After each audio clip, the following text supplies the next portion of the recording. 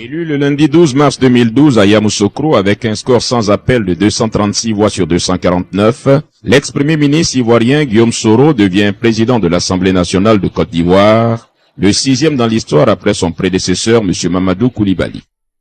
Dans une Côte d'Ivoire qui revient de loin sur le plan de la démocratie, après 10 ans de crise militaro-politique, le président Guillaume Soro va par son génie politique amener l'institution parlementaire à redresser la tête. Le numéro 2 de la République, qui sait que l'avenir des grandes institutions de ce monde se tisse dans la concomitance de la politique intérieure et de la politique extérieure, le président Soro va, pour repositionner le Parlement ivoirien, entreprendre plusieurs voyages qui vont le conduire partout dans le monde. Il va mener une véritable offensive diplomatique pour redonner à l'institution qu'il dirige son lustre d'antan sur le plan international, à travers ce que lui-même appelle la diplomatie parlementaire. Depuis son élection, il parcourt toute la Côte d'Ivoire pour faire comprendre aux Ivoiriens la nécessité d'aller à la paix et à la réconciliation qui aboutiront au vrai pardon. À l'Assemblée nationale de Côte d'Ivoire, plusieurs personnalités de haut rang se sont déjà succédées au pupitre de notre hémicycle grâce au président Soro. Ce sont entre autres le président Goodluck Ebele Jonathan du Nigeria, Madame Christine Lagarde du Fonds monétaire international, M. Heng Samren, président du Parlement cambodgien, et récemment la visite historique du président Claude Bartolone, de l'Assemblée nationale de France et bien d'autres. L'on se souvient également que dans son discours après son élection, le président a insisté sur la question du genre.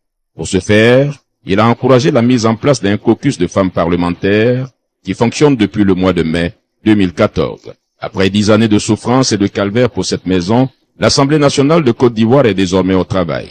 Les ministres se succèdent devant les différentes commissions du Parlement pour présenter et défendre des projets de loi.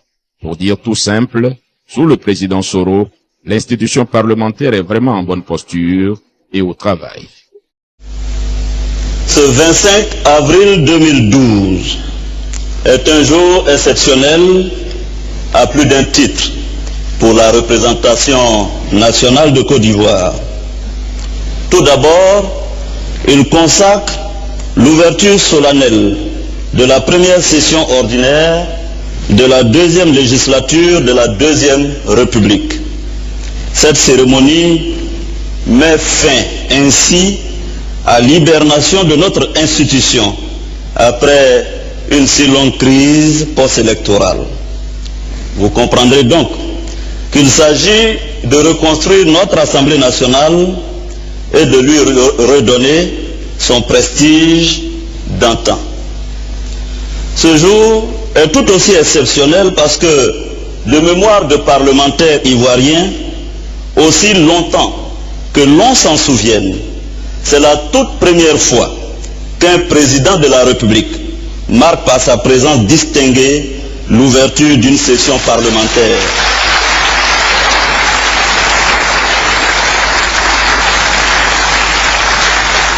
Il est de coutume qu'à l'ouverture de chaque session, le président de l'Assemblée nationale invite le chef de l'État. D'ordinaire, le président choisit de se faire représenter. Si donc le chef de l'État peut se faire représenter, il peut tout aussi bien décider d'être présent sans écorner le principe de la séparation des pouvoirs ni remettre en cause l'indépendance du pouvoir législatif.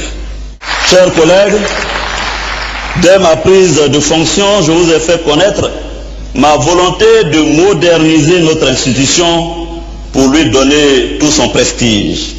Ainsi, je me propose de créer une unité de recherche et de stratégie qui sera chargée de dégager des perspectives et de nous fixer des objectifs sur le long terme.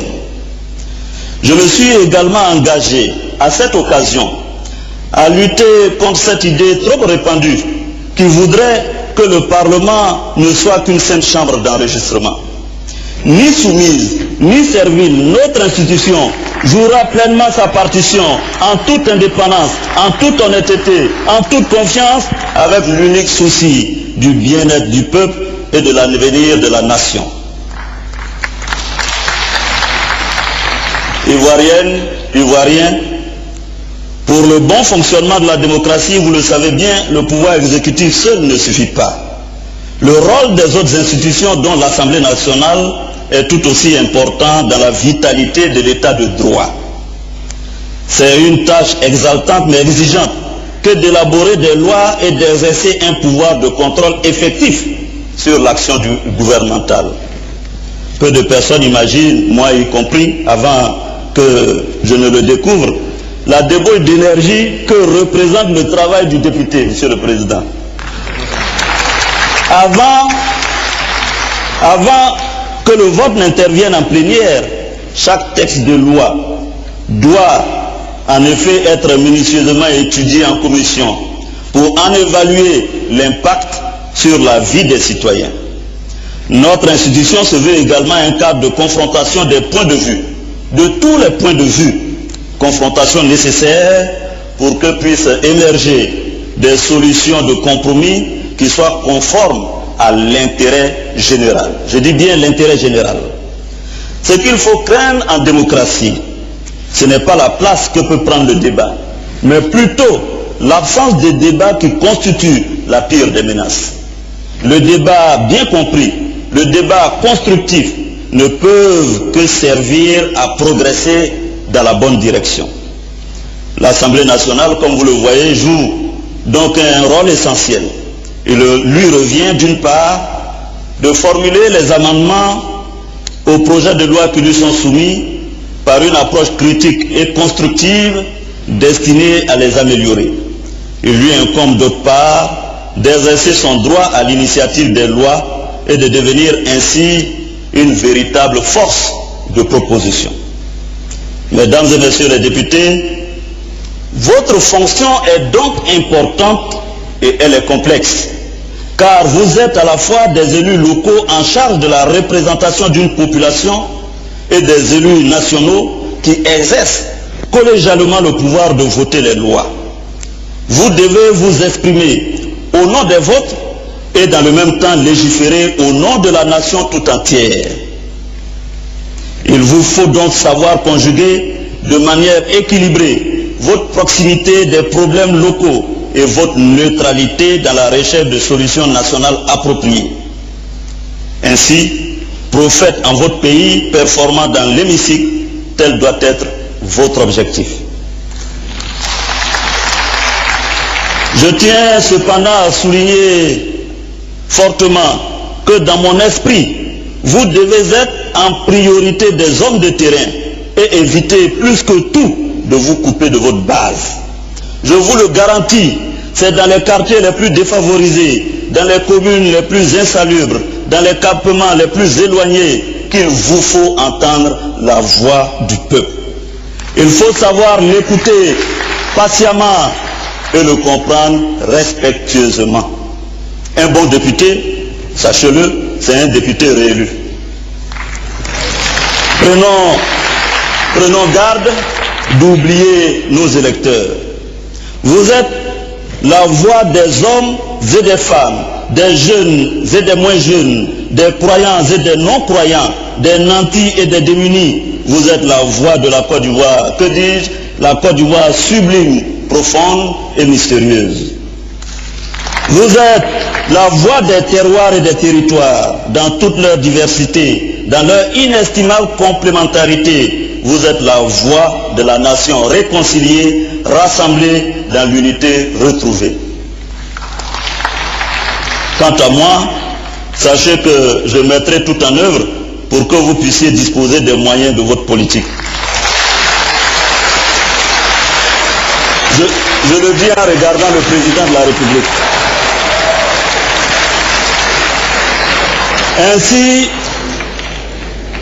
Ainsi, de concert avec le bureau de l'Assemblée nationale, je prendrai d'importantes mesures dans l'optique du renforcement des capacités des députés.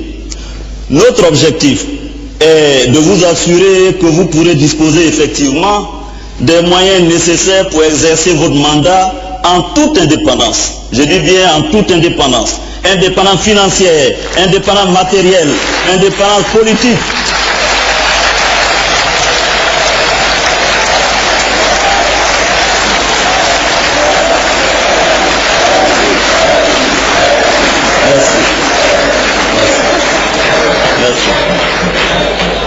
Monsieur le Président, Ce passage de mon discours, je voulais le retirer, mais les députés ont refusé.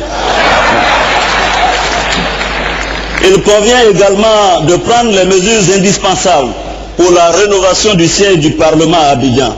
En effet, il m'a été donné de constater que les infrastructures de l'Assemblée nationale sont dans un état de délabrement avancé. Dans l'attente de notre transfert effectif à Yamoussoukro, les bâtiments abritant notre Parlement doivent être entièrement rénovés et équipés. Mesdames et messieurs les députés, à présent je voudrais aborder une question qui me tient à cœur. Je veux insister sur l'importance de la participation effective et active des femmes, qu'il s'agisse de la recherche de la paix ou de la dynamique du développement. Soyez persuadés que la question du genre est au cœur de mes préoccupations et qu'il me paraît inéquitable que nous ne comptions que 26 femmes députées alors que leur rôle est si essentiel dans notre société. Il y a quelques jours, je recevais à leur demande une délégation des femmes députées conduite par Madame la première vice-présidente. Monsieur le Président, voici l'état des lieux qu'elles m'ont dressé.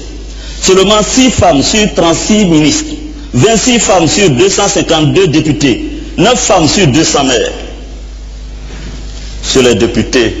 Messieurs les députés, vous ne devriez pas craindre la question du genre, ni vous inquiéter de la parité, parce que, en réalité, avouons-le, même quand nous traitions jadis les femmes de sexe faible, elles avaient pourtant le pouvoir. Elles nous commandaient déjà la nuit.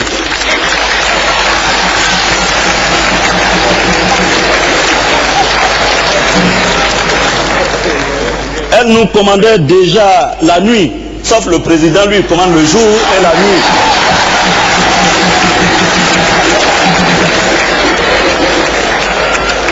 Alors, soyons plus honnêtes, soyons plus vrais, donnons-leur franchement du pouvoir et croyez-moi, assurément nous serons bien traités.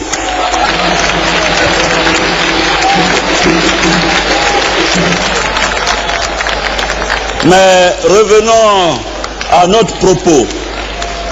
Je considère quant à moi que la bonne gouvernance implique que tous et surtout les citoyens soient étroitement associés au processus législatif. De même, une juste et complète information des citoyens constitue l'une des conditions majeures du développement d'une saine démocratie. À cet égard, des débats dans les médias, des forums sur notre site internet avant l'examen des textes législatifs seront organisés pour satisfaire à notre volonté d'ouverture.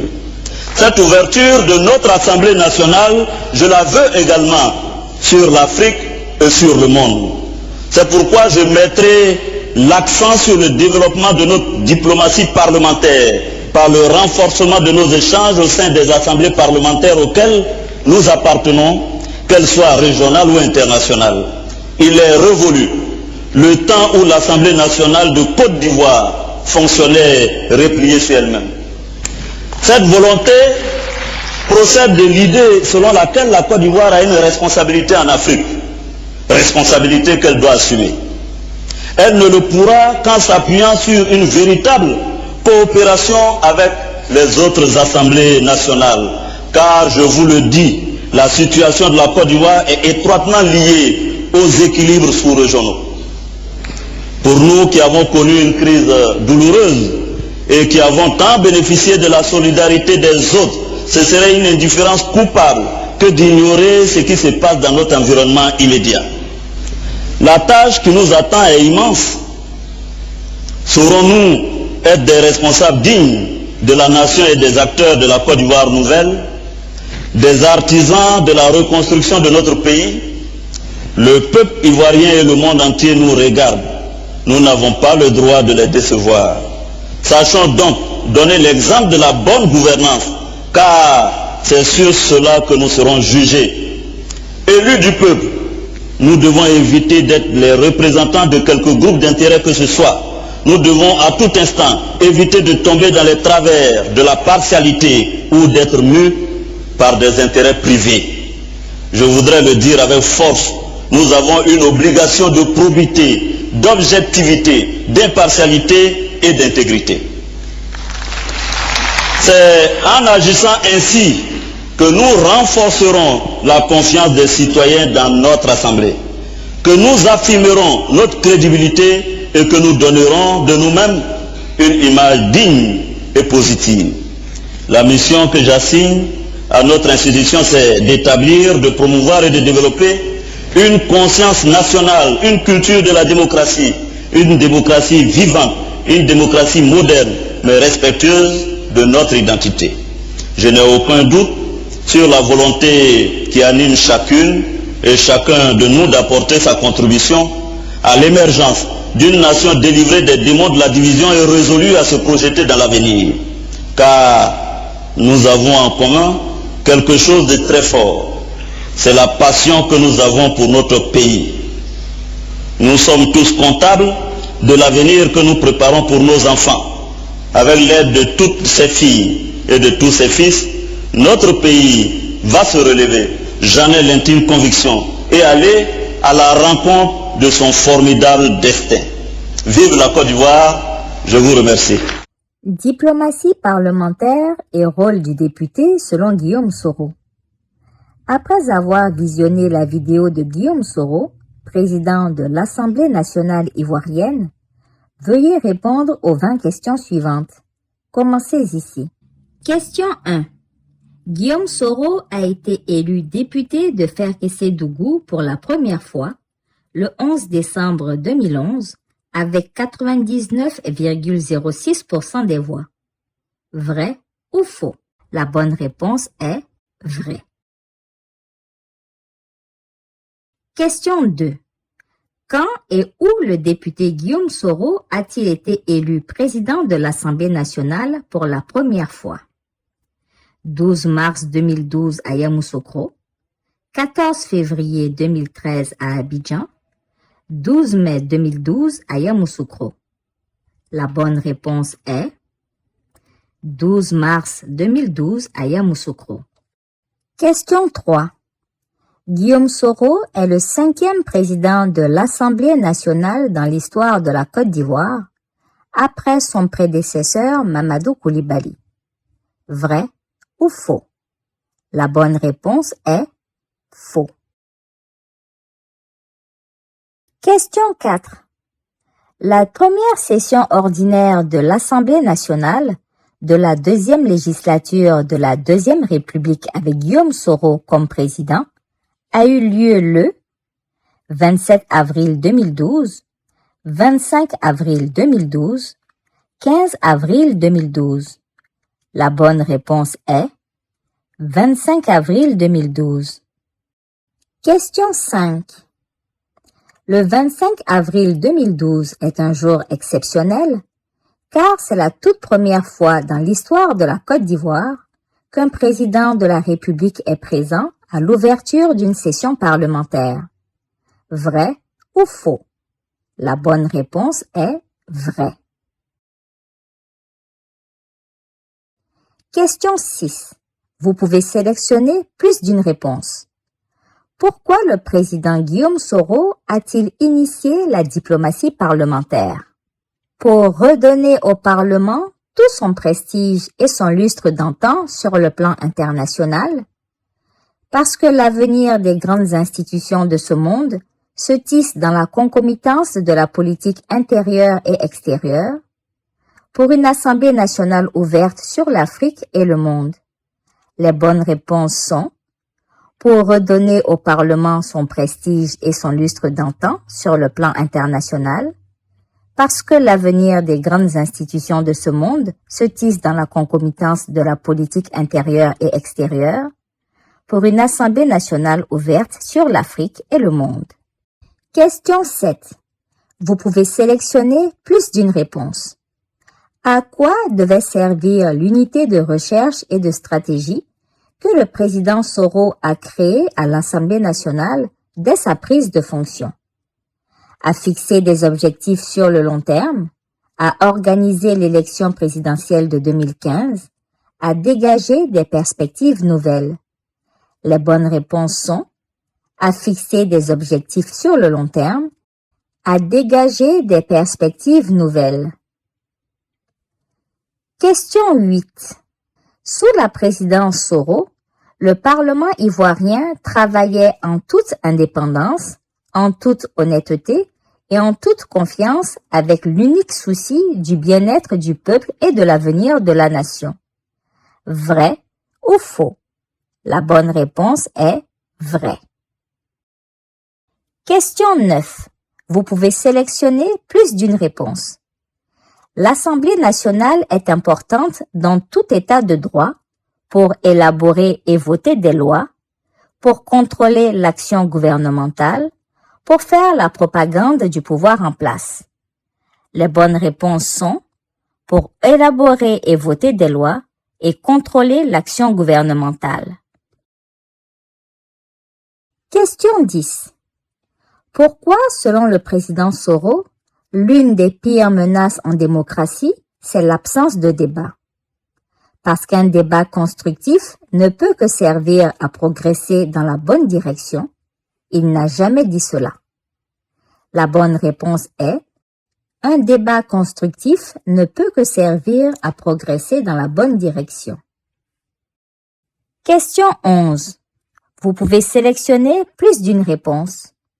À l'Assemblée nationale, chaque texte de loi soumis doit être uniquement validé par les vice-présidents, amener les députés à confronter leur point de vue pour faire émerger des compromis conformes à l'intérêt général, être étudié en commission pour en évaluer l'impact sur la vie des citoyens. Les bonnes réponses sont amener les députés à confronter leur point de vue pour faire émerger des compromis conformes à l'intérêt général et être étudié en commission pour en évaluer l'impact sur la vie des citoyens. Question 12. Vous pouvez sélectionner plus d'une réponse. L'Assemblée nationale joue un rôle essentiel en formulant des amendements aux projets de loi qui lui sont soumis, en exerçant son droit à l'initiative des lois. Aucune des deux autres réponses. Les bonnes réponses sont en formulant les amendements aux projets de loi qui lui sont soumis et en exerçant son droit à l'initiative des lois. Question 13. Bien qu'étant des élus locaux en charge de la représentation d'une population, mais aussi des élus nationaux qui exercent collégialement le pouvoir de voter les lois, le rôle des députés n'est ni important ni complexe. Vrai ou faux? La bonne réponse est faux. Question 14. Les députés doivent s'exprimer au nom des populations locales qui les ont élus, mais aussi légiférer au nom de la nation tout entière. Un exercice difficile où ils doivent savoir conjuguer de façon équilibrée leur proximité des problèmes locaux et leur neutralité dans la recherche de solutions nationales appropriées. Vrai ou faux? La bonne réponse est vrai. Question 15. Vous pouvez sélectionner plus d'une réponse.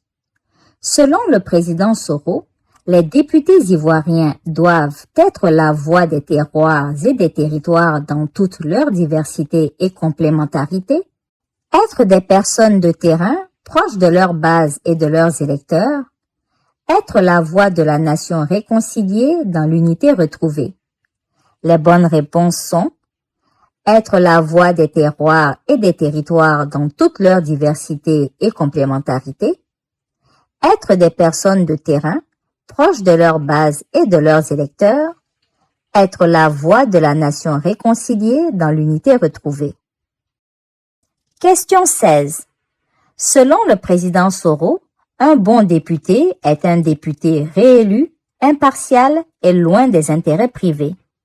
Vrai ou faux? La bonne réponse est vrai. Question 17. L'indépendance sous toutes ses formes de l'Assemblée nationale était une valeur importante et nécessaire pour le président Soro. Vrai ou faux? La bonne réponse est vrai. Question 18. La question du genre est au cœur de la politique de Guillaume Soro. À peine élu à la tête de l'hémicycle, il a encouragé la mise en place d'un caucus de femmes parlementaires qui a commencé à fonctionner dès août 2013, mai 2014, mars 2012. La bonne réponse est mai 2014. Question 19. Vous pouvez sélectionner plus d'une réponse. Selon le président Soro, les députés doivent développer une conscience nationale et une culture de la démocratie en étant des partisans de la reconstruction de notre pays, en étant des responsables dignes de la nation et des acteurs de la Côte d'Ivoire nouvelle, en donnant l'exemple de la bonne gouvernance, de probité, d'intégrité et d'impartialité. Les bonnes réponses sont toutes ces réponses.